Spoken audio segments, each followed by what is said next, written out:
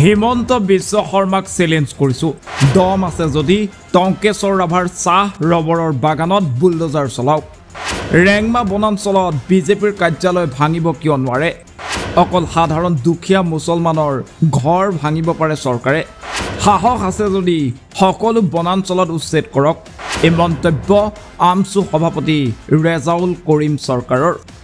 ৰাজ্যৰ প্ৰান্তে প্ৰান্তে চলি থকা উচ্ছেদৰ মাজতে পুনৰ উচ্ছেদ চলাবলৈ সাজু প্ৰশাসন চৰকাৰ প্ৰশাসনৰ এই উচ্ছেদৰ বিৰুদ্ধে এতিয়া তীব্ৰ প্ৰতিবাদ সংখ্যালঘু দল সংগঠনৰ শশ সংখ্যালঘু লোকক লগত লৈ ৰাজ্যৰ প্ৰান্তে প্ৰান্তে উচ্ছেদ বন্ধৰ দাবীত সাব্যস্ত কৰিছে সংখ্যালঘু দল সংগঠনে তীব্ৰ প্ৰতিবাদ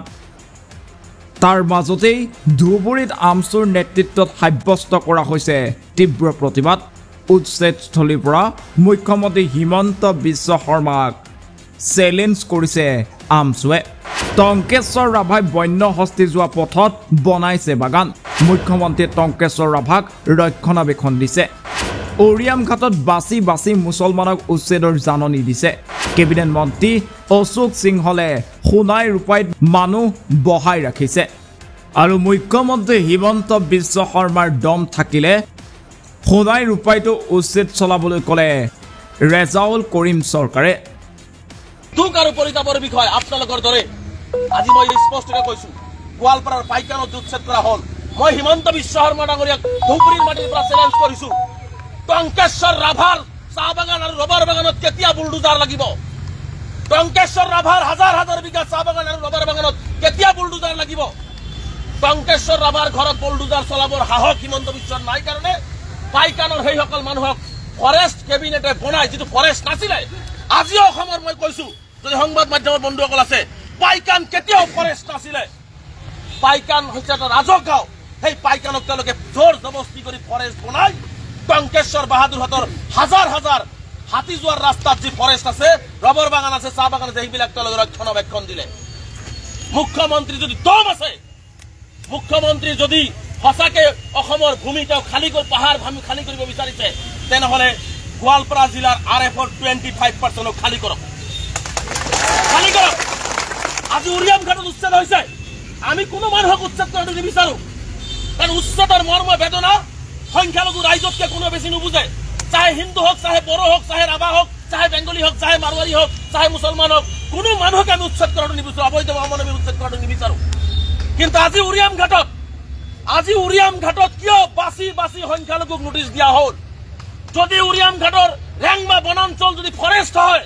তেনেহ'লে সম্পূৰ্ণ ফৰেষ্ট মুখ্যমন্ত্ৰীয়ে খালী কৰি দেখুৱাওক যদি বুকুত দম আছে ৰেংমা বনাঞ্চল আজিও ৰেংমা বনাঞ্চলত বিজেপিৰ অট্টালিকা তুলি থৈ দিছে সেই অট্টালিকাত তেওঁলোকে বুলডোজাৰ চলাব সাহস কৰা নাই বিজেপিৰ কাৰ্যালয় আছে ৰেংমা বনাঞ্চলত নিজৰ কাৰ্যালয় বনাই থব পাৰে আৰু মানুহ য'ত জীৱন নিৰ্বাহ কৰিব পাচি থাকিব সেইসকল মানুহক উচ্ছেদ কৰিব উৰিয়াম ঘাটত 1978 চনত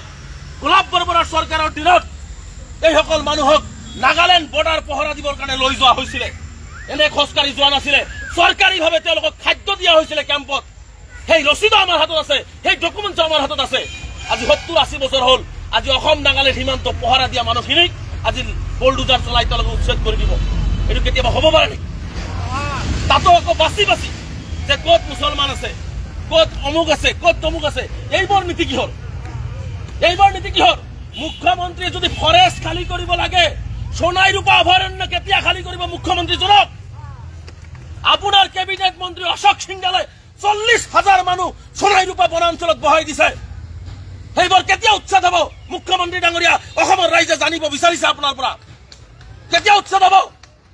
মুখ্যমন্ত্ৰী ডাঙৰীয়া আপুনি শ্বেতপত্ৰ প্ৰকাশ কৰক কিমান ফৰেষ্ট আছে কিমান মুছলমানে দখল কৰিছে বা বাকী সংখ্যক কোনে দখল কৰি আছে ৰাজহুৱা কৰক দম আছে যদি মুখ্যমন্ত্ৰী